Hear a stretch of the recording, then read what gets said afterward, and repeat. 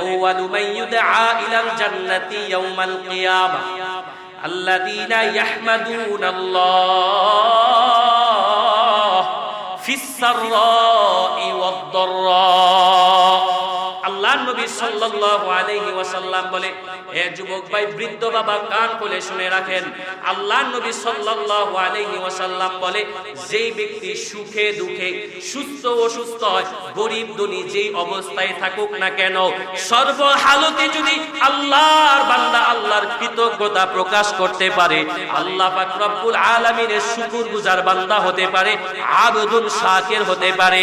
আল্লাহর নবী বলেন, হাসরের ময়দানে আল্লাহ পাক রব্বুল আলামিন এই সমস্ত ব্যক্তিদেরকে সর্বপ্রথম খোদার জান্নাতের দিকে ডাকবে। চিৎকার করে পড়েন সুবহানাল্লাহ। আলামিন আয়াতের মধ্যে এই কথাটাই বলছে।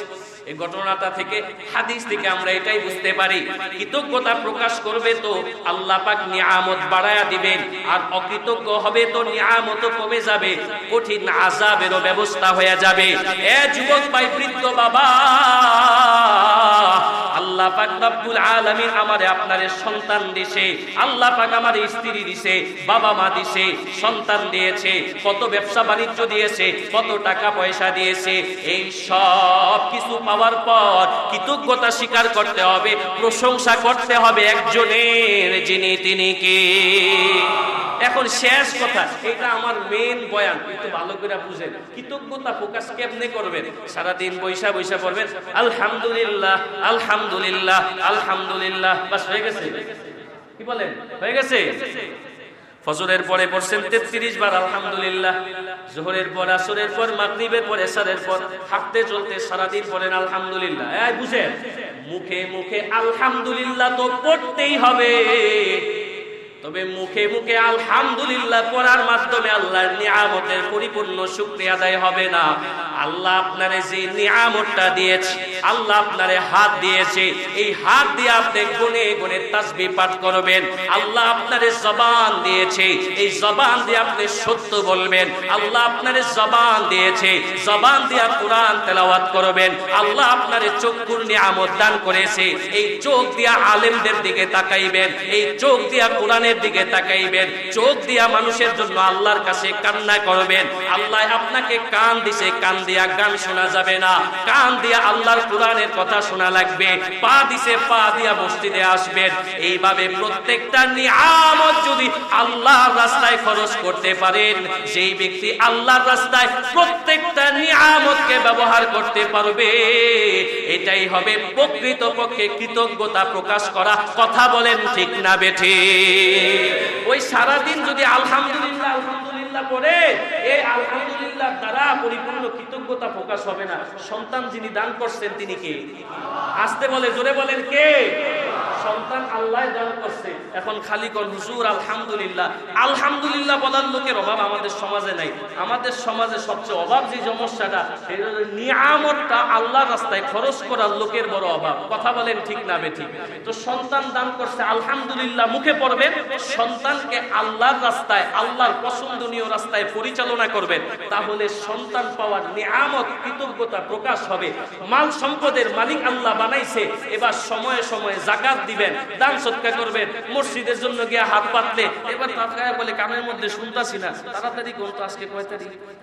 কথাটা খালি কোন রকম ঘুরায় পিছন দিকে চলে যাবেন, এটা মালের নিয়ামত প্রকাশ হয় নাই। মাল যদি আল্লাহর রাস্তায় খরচ করতে পারেন, যাকাত দিয়া গরিবদের হক আদায় করতে পারেন, তাহলে আপনার মালের কৃতজ্ঞতা প্রকাশ হবে। কথা বলেন ঠিক না বেঠিক? আর কদমে প্রত্যেকটা জিনিসে যত নিয়ামত আছে, নিয়ামতগুলা আল্লাহর হুকুম, রসুলের তরিকা, আল্লাহর পছন্দনীয় রাস্তায় যদি পরিচালনা করতে পারেন, তাহলেই ওই নিয়ামতের পরিপূর্ণ হক আদায় হবে। এইভাবে করে করে আল্লাহ প্রত্যেকটা নিয়ামত আল্লাহর পছন্দনীয় কাজে লাগাইয়া কৃতজ্ঞতা প্রকাশ করতে আমরা সকলে পারবো তো ইনশাআল্লাহ। বা'দু ফাআউযু বিল্লাহি মিনাশ শাইতানির রাজীম। বিসমিল্লাহির রাহমানির রাহিম। লাইন শাকারতুম লাযীদান্নাকুম ওয়া লাইন কাফারতুম ইন্ন عذابي لشديد.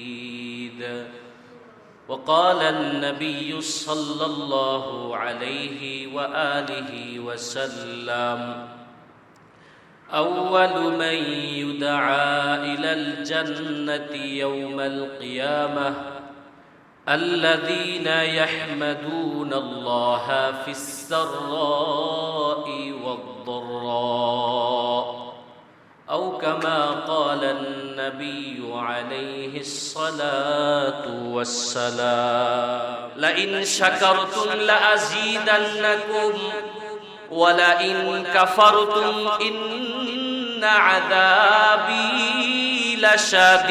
لشديد.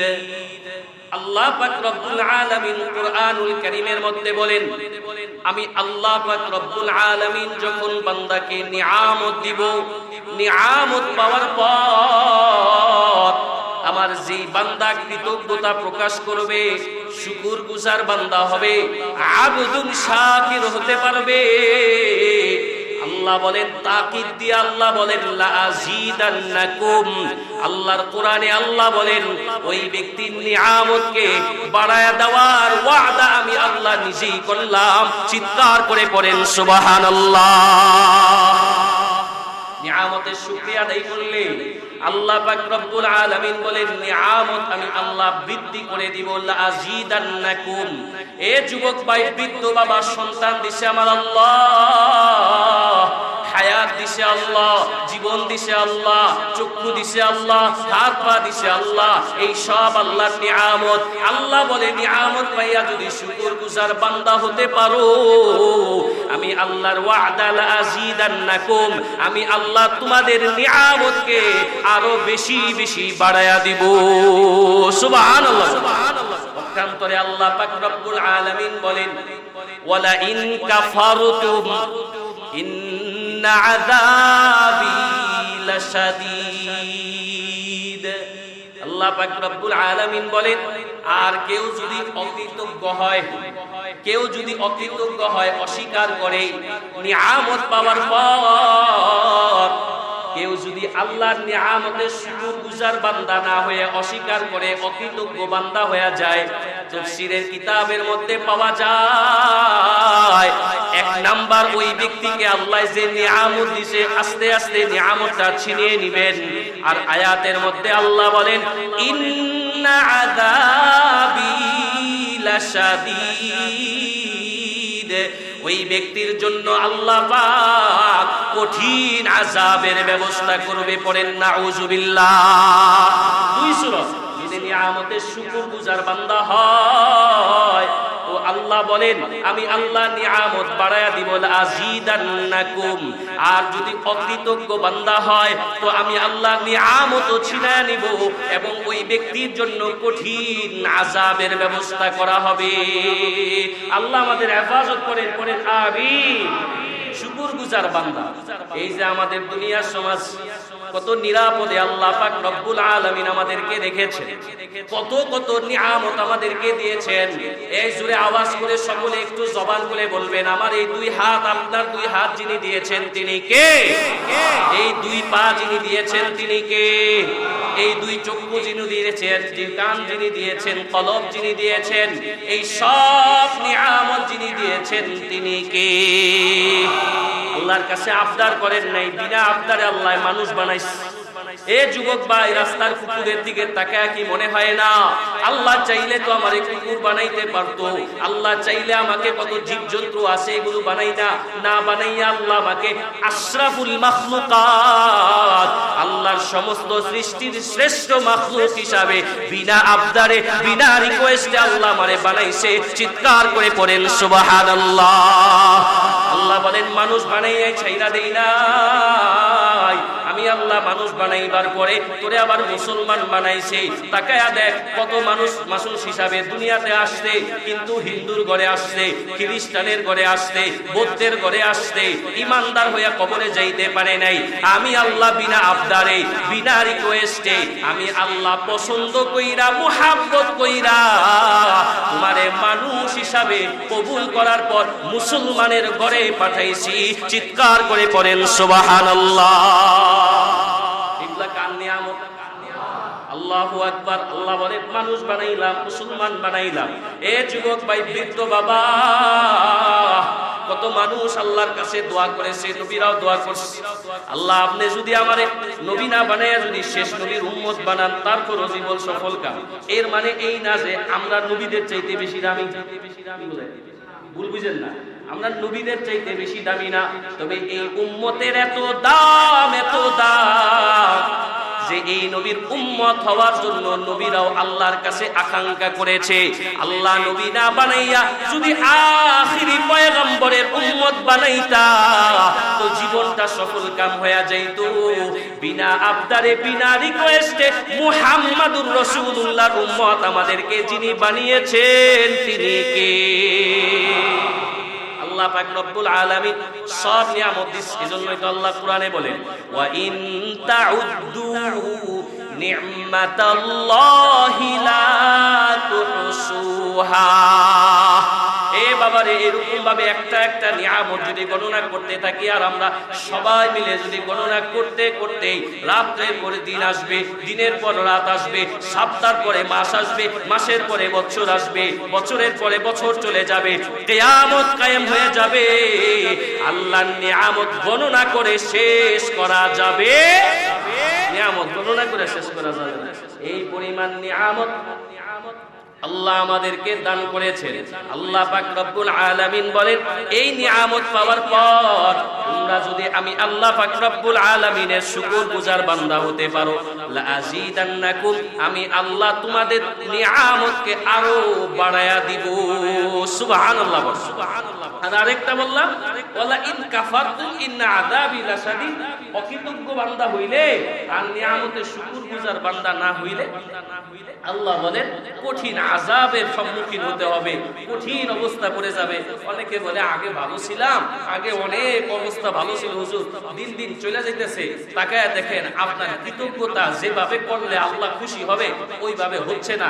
এই জন্য আল্লাহ পাক আপনার নিয়ামত দিন দিন ছিনায় দিতেছে। আল্লাহ হেফাজত করেন। পড়েন বুখারী শরীফ একটা হাদিস, বুখারী মুসলিম দুটো হাদিসের কিতাবে এই ঘটনাটা আল্লাহর নবী সাল্লাল্লাহু আলাইহি ওয়াসাল্লাম সাহাবীদেরকে শুনাইছেন। দুজন ইমাম তাদের কিতাবে এই ঘটনাটা উল্লেখ করেছেন। আপনারাও ছোটবেলায় এই একটা ঘটনা, শিক্ষণীয় ঘটনা, আপনারা ধর্মীয় বইয়ে অনেক ভাই ছোটবেলার জীবনে পড়েছেন। আল্লাহর নবী সাল্লাল্লাহু আলাইহি ওয়াসাল্লাম সাহাবীদেরকে শুনাইতেছেন, বনি ইসরাইলের যুগের ভিতরে তিনজন ব্যক্তি ছিল। কন্যা কয়জন ব্যক্তি? বনি ইসরাইলের ব্যক্তিদের মধ্যে এক গ্রামে তিন ব্যক্তি ছিল। এই ব্যক্তি ছিল তিন ধরনের সমস্যায়, যেমন ছিল অভাবী, তেমন ছিল তারা দুঃখী, এমন ছিল আবার এই ব্যক্তিরা গরিব, একবারে হতদরিদ্র। টাকাও নেই, পয়সাও নেই, আত্মীয় নেই, স্বজনও নেই, চতুর্দিকে দেখারও কেউ নেই।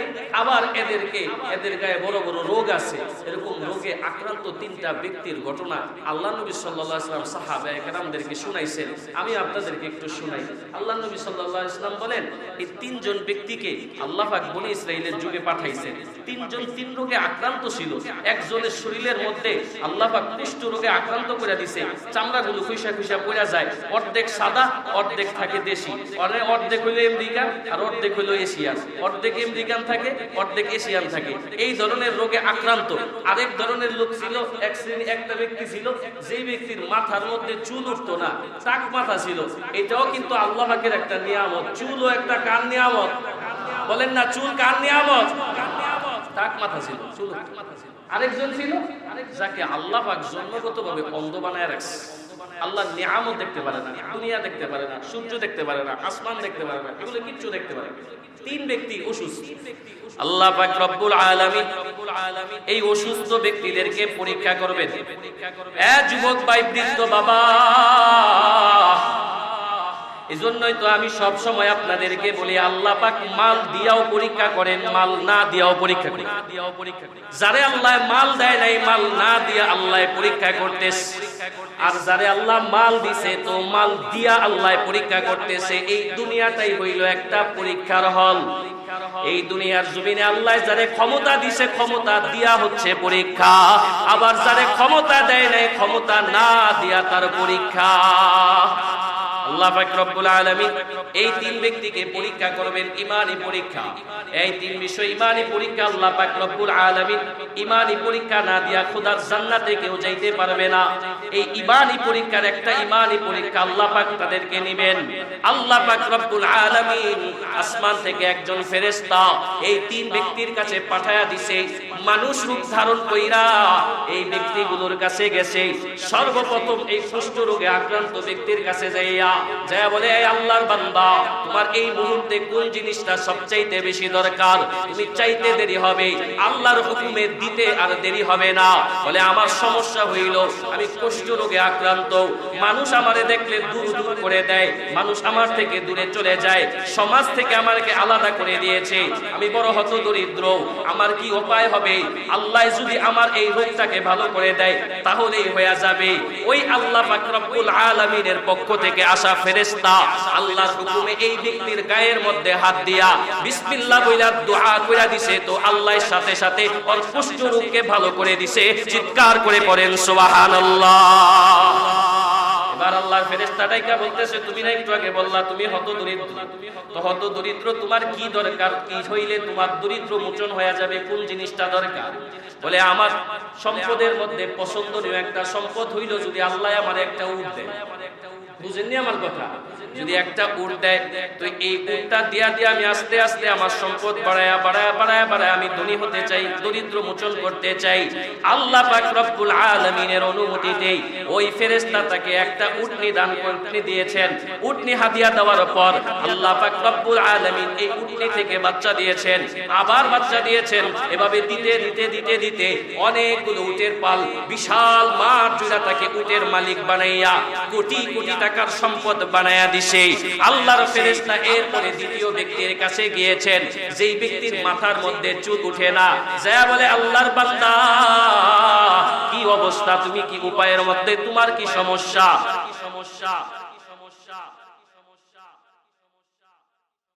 আমার জন্য একটা সরব, এই মুহূর্তে যদি আমার জন্য তুমি দোয়া করো, তো দোয়া করো আল্লাহ যেন আমারে চুল দিয়া দেয়। বলে, ওই ব্যক্তিটা মাথায় হাত রেখা দোয়া করার সাথে সাথে আল্লাহ তার মাথায় চুল দিয়া দিছে। চিৎকার করে পড়েন সুবহানাল্লাহ।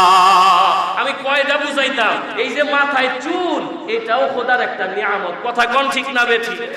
যার মাথায় চুল নাই কষ্ট পায়েন না, আমার মতো যাইতেছে গা। চুল না থাকলে কষ্ট পায়েন না, তবে চুলও কিন্তু খোদার একটা নিয়ামত। কথা কোন ঠিক না বেঠিক? অনেক মানুষ নামাজ পড়ে না, কিন্তু মাথায় টুপি দেয় শুধু টাকটা ঢাকার লাগা। কথা কোন ঠিক না বেঠিক?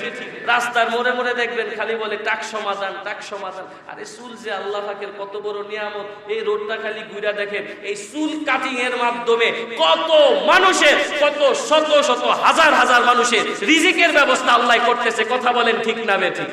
আমি লম্বা সময় নেওয়ার সময় নেই, অল্প সময় আছে, আলোচনা গুছাই আনতেছি, এজন্য লম্বা আলোচনা করতে পারবো না। চুলও এটা কার নিয়ামত? আল্লাহর নিয়ামত। বলে, যদি চুল হয়ে যায় তো আমার হয়ে যাবে।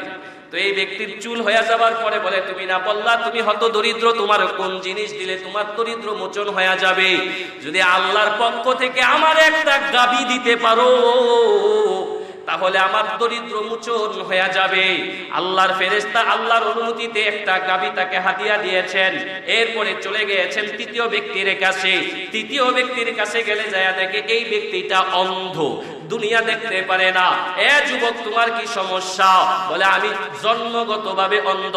আমি দুনিয়ায় আসার পর আল্লাহর এই সুন্দর দুনিয়াটা দেখতে পারি নাই, চন্দ্র সূর্য দেখতে পারি না, মানুষকে দেখতে পারি না, আল্লাহর নিয়ামত দেখতে পারি না। এই মুহূর্তে যদি আমার জন্য আল্লাহর কাছে দোয়া করো যাতে আল্লাহ আমার দৃষ্টি শক্তিটা ফিরাইয়া দেয়। ফেরেশতা চোখের মধ্যে হাত রাইখা দোয়া করেছে, আল্লাহর কুদরতের সাথে সাথে আল্লাহ ওই ব্যক্তির দৃষ্টি শক্তি ফিরাইয়া দিছে। চিৎকার করে পড়েন সুবহানাল্লাহ। আল্লাহ পারে কি পারে না? ক্ষমতা কার? না ফেরেশতা? ক্ষমতা কার? তো তোমার এই সমস্যা, একটু আগে বললা তুমি হত দরিদ্র, কোন জিনিস দিলে তোমার দরিদ্র মোচন হয়ে যাবে একটু বলো। বলে, আমাকে যদি তুমি কিছু বকরি দাও, বকরি দিলে তাও আমার দরিদ্র আস্তে আস্তে মোচন হয়ে যাবে। ওই আল্লাহর বান্দা, ওই আল্লাহ পাকের ফেরেশতা আল্লাহর বান্দাকে বকরি দিয়েছেন।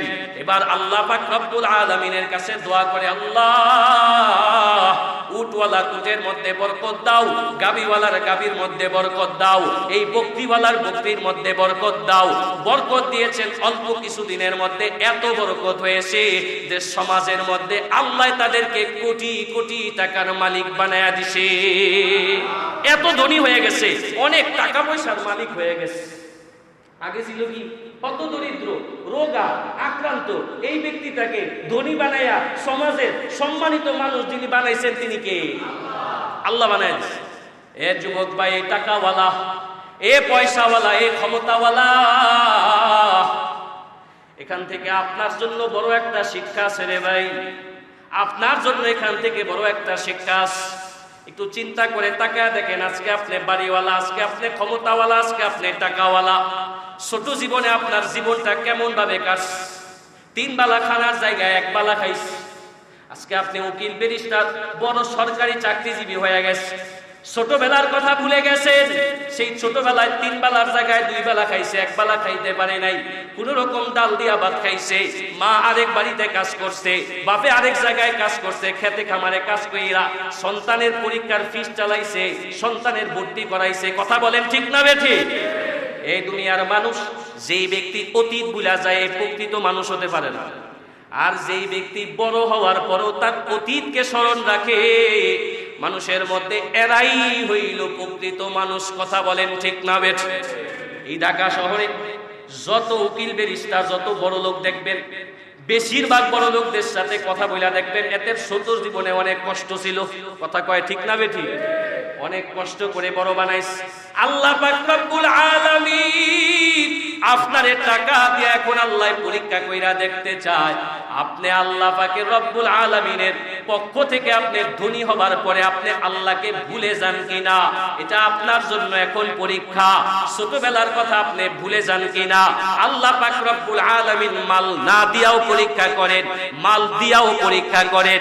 এবার এই ব্যক্তিদেরকে অনেক দিন পরে আল্লাহ আবার মাল দিয়া এবার পরীক্ষা করবেন। ওই ফেরেশতাকে আল্লাহ পাক রব্বুল আলামিন মুসাফির বানাইয়া এবার তাদের দরবারের মধ্যে পাঠাইছে। মুসাফির ফেরেশতা এবার তার কাছে যাইয়া প্রথম ব্যক্তির কাছে যাইয়া বলে, আল্লাহর বান্দা, আমি বড় হত দরিদ্র, আমি মুসাফির অবস্থায় এসেছি তোমাদের এখানে, আমার সব কিছু শেষ হয়ে গেছে, বাড়ি পর্যন্ত যাব ওই পরিমাণ অর্থ আমার কাছে নাই। তোমারে তো আল্লাহ কত সম্পদের মালিক বানাইছে, তুমি তো কিছুদিন আগে হত দরিদ্র ছিলা, আল্লাহ তোমারে টাকা পয়সার মালিক বানাইছে, দিবানি তোমার এই উটগুলো থেকে একটা উট আমারে হাদিয়া দিবানি।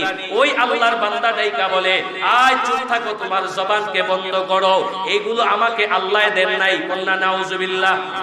এগুলো আমারে আল্লাহ দেয় নাই, আমার বাপ দাদা দিছে, আমার বাপ দাদার বংশধর থেকে এগুলো আমি পাইছি, এগুলো আমারে আল্লাহ দেয় নাই। ফেরেশতা সময় নষ্ট না করে ফেরেশতা বলে, আল্লাহর বান্দা, তাহলে তোমার জন্য আল্লাহ পাকের কাছে একটা দোয়া, যদি তুমি তোমার কথার মধ্যে সত্য বলে থাকো আল্লাহ যেন তোমার সম্পদের মধ্যে বারাকা দান করে, আর যদি তুমি মিথ্যা বলে থাকো আল্লাহ পাক রব্বুল আলামিন যেন তোমাকে আবার পূর্বের অবস্থায় ফিরাইয়া দেয়। এই কথা বলে ফেরেশতা চলে গেছে দ্বিতীয় ব্যক্তির কাছে, আবারও একই অবস্থার মধ্যে পড়ে গেছে। বলে, আমাকে একটু সম্পদ দাও, আমাকে তুমি একটা গাবি দাও। বলে, এগুলো সব আমার বাপ দাদার পক্ষ থেকে আসছে, মাথার গাম পায়ে ফালাইয়া আমি এই সম্পদ অর্জন করেছি, এগুলো আমি তোমাকে দিতে পারবো না। এইভাবে যখন বলে দিছে, ফেরেশতা দোয়া করে দেয়, যদি তুমি সত্য বলে থাকো রব যেন বারাকা বাড়ায়া দেয়, আর যদি তুমি মিথ্যা বলে থাকো তাহলে আল্লাহ যেন তোমারে পূর্ব অবস্থায় ফিরাইয়া দেয়। এই ব্যক্তিকে ওভারটেক করে তৃতীয় ব্যক্তির কাছে এবার ফেরেশতা চলে যায়, মুসাফির অবস্থায় যায় বলে, আয় আল্লাহর বান্দা, মনে আসেনি কিছুদিন আগে তুমি না হত দরিদ্র ছিলা, তুমি না ঘরে কঠিন একটা অবস্থার মধ্যে ছিলা, তোমার কেউ ছিল না, আত্মীয় স্বজন কেউ ছিল না, দুনিয়া তুমি দেখতে পারতা না, আল্লাহ পাক রব্বুল আলামিন তোমারে দুনিয়া দেখাইছে, আল্লাহ পাক রব্বুল আলামিন তোমারে সম্পদের মালিক বানাইছে, আমি আজকে কঠিন অবস্থার মধ্যে পড়ে গেলাম, এই অবস্থায় তোমার কাছে সাহায্যের হাত বাড়াইছে, পারবানি আমারে কিছু সাহায্য করতে, একটা বকরি দিতে। আল্লাহর এই বান্দাটা কিছু কিছু বান্দা আসে সম্পদের মালিক হওয়ার পরেও আল্লাহরে বলে না, টাকা পয়সার মালিক হওয়ার পরেও আল্লাহরে বলে না। ওই বান্দাটা আল্লাহরে ডাইকা বলে, ওই মুসাফিরকে ডাইকা বলে, আয় মুসাফির বান্দা, তুমি তো আমার কাছে আসতো বড় কঠিন অবস্থায় পড়ে আসতো, যাও যাও তাকায়া দেখো এই মাঠের মধ্যে যতগুলো বকরি তুমি দেখতে পারো, কতটা বকরি তোমার দরকার তুমি নিয়ে যাও, সমস্যা নাই। খোদার কসম তুমি যদি বকরি নিতে নিতে সবগুলো বকরিও নিয়ে যাও, আমার খোদার কাছে তোমার ব্যাপারে কোনো অভিযোগ থাকবে না। আল্লাহ পাক রব্বুল আলামিন তিন ব্যক্তিকে পরীক্ষা করার পর প্রথম দেই দুই ব্যক্তি ওয়ালা ইন কাফারতুম, অস্বীকার করলো আল্লাহর নিয়ামত সম্পর্কে, অস্বীকার করার কারণে তাদেরকে আবার আগের অবস্থায় ফিরাইয়া দিছে। আর যেই ব্যক্তিটা লা ইন শাকারতুম, কৃতজ্ঞতা প্রকাশ করছে আল্লাহর ওয়াদা অনুযায়ী, আল্লাহ তার সম্পদকে আরো দ্বিগুণ দ্বিগুণ বাড়াইয়া দিছে। চিৎকার করে পড়েন সুবহানাল্লাহ। আল্লাহ পাক রব্বুল আলামিন আয়াতের মধ্যে এই কথাটাই বলছে। এই ঘটনাটা থেকে হাদিস থেকে আমরা এটাই বুঝতে পারি, কৃতজ্ঞতা প্রকাশ করবে তো আল্লাহ পাক নিয়ামত বাড়ায়া দিবেন, আর অকৃতজ্ঞ হবে তো নিয়ামত কমে যাবে, কঠিন আযাবেরও ব্যবস্থা হয়ে যাবে। এ যুবক ভাই, বৃদ্ধ বাবা, আল্লাহ পাক রব্বুল আলামিন আমারে আপনারে সন্তান দিয়েছে, আল্লাহ পাক আমারে স্ত্রী দিয়েছে, বাবা মা দিয়েছে, সন্তান দিয়েছে, কত ব্যবসা বাণিজ্য দিয়েছে, কত টাকা পয়সা দিয়েছে। এই সব কিছু পাওয়ার পর কৃতজ্ঞতা স্বীকার করতে হবে, প্রশংসা করতে হবে একজনের, যিনি তিনি কে। এখন শেষ কথা, এটা আমার মেন বয়ান, একটু ভালো করে বুঝেন। কৃতজ্ঞতা প্রকাশ কেমনে করবেন? সারাদিন বৈশা বৈশা পড়বেন আলহামদুলিল্লাহ আলহামদুলিল্লাহ আলহামদুলিল্লাহ, বাস হয়ে গেছে? কি বলেন, হয়ে গেছে? ফজরের পরে পড়ছেন 33 বার আলহামদুলিল্লাহ, যোহরের পর, আসরের পর, মাগরিবের পর, এশারের পর, হাঁটতে চলতে সারাদিন পড়েন আলহামদুলিল্লাহ। এই বুঝেন, মুখে মুখে আলহামদুলিল্লাহ তো পড়তেই হবে, তবে মুখে মুখে আলহামদুলিল্লাহ পড়ার মাধ্যমে আল্লাহর নিয়ামতের পরিপূর্ণ শুকরিয়া আদায় হবে না। আল্লাহ আপনারে যে নিয়ামতটা দিয়েছে, আল্লাহ আপনারে হাত দিয়েছে, এই হাত দিয়ে আপনি গুনে গুনে তাসবিহ পাঠ করবেন।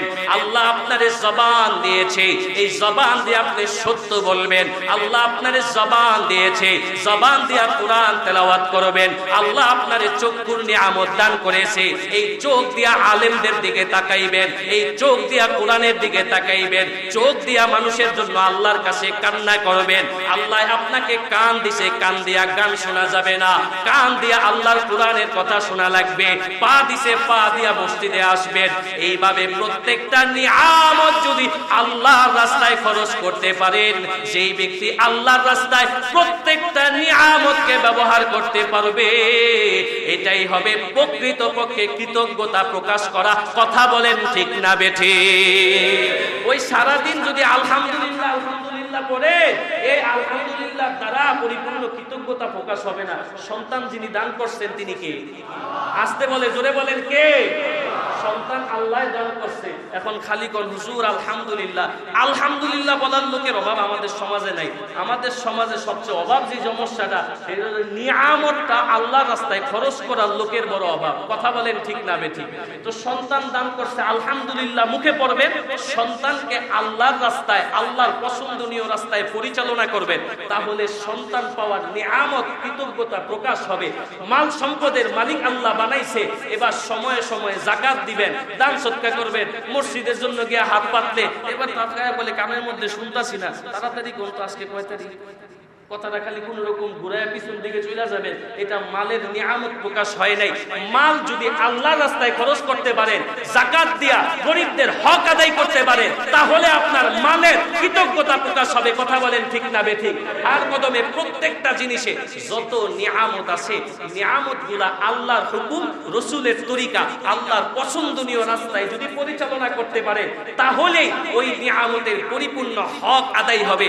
এইভাবে করে করে আল্লাহ আল্লাহর প্রত্যেকটা নিয়ামত আল্লাহর পছন্দনীয় কাজে লাগাইয়া কৃতজ্ঞতা প্রকাশ করতে আমরা সকলে পারবো তো ইনশাআল্লাহ? যারা পারবেন ইনশাআল্লাহ তাদের জন্য আল্লাহ পাক রব্বুল আলামিনের ঘোষণা, লা ইন শাকারতুম লা আযীদান্নাকুম। আল্লাহ পাক তাদের নিয়ামতটা আল্লাহ পাক আরো বাড়ায়া দিবেন। আর নবী সাল্লাল্লাহু আলাইহি ওয়াসাল্লাম কি বলেন? হাদিস আমি খুতবায় যেটা পড়েছি তরজমা করে বয়ানটা শেষ করব। নবী বলেন, আউয়ালু মান ইউদআ ইলাল জান্নাতি ইয়াউমাল কিয়ামা আল্লাযীনা ইয়াহমাদুনাল্লাহ ফিস সাররাই ওয়াদ দাররা। আল্লাহর নবী সাল্লাল্লাহু আলাইহি ওয়াসাল্লাম বলে, হে যুবক ভাই, বৃদ্ধ বাবা, কান খুলে শুনে রাখেন। আল্লাহর নবী সাল্লাল্লাহু আলাইহি ওয়াসাল্লাম বলে, যেই ব্যক্তি সুখে দুঃখে, সুস্থ অসুস্থ হয়, গরিব ধনী যেই অবস্থায় থাকুক না কেন, সর্বহালতে যদি আল্লাহর বান্দা আল্লাহর কৃতজ্ঞতা প্রকাশ করতে পারে, আল্লাহ পাক রব্বুল আলামিনের শুকরগুজার বান্দা হতে পারে, আবদুন শাকির হতে পারে। আল্লাহর নবী বলেন, হাসরের ময়দানে আল্লাহ পাক রব্বুল আলামিন এই সমস্ত ব্যক্তিদেরকে সর্বপ্রথম খোদার জান্নাতের দিকে ডাকবে। চিৎকার করে পড়েন সুবহানাল্লাহ। এজন্য সর্ব অবস্থায় মাল নাই তখনও আল্লাহর প্রশংসা করবেন, মাল আছে তখনও আল্লাহর প্রশংসা করবেন। পারবো তো ইনশাআল্লাহ?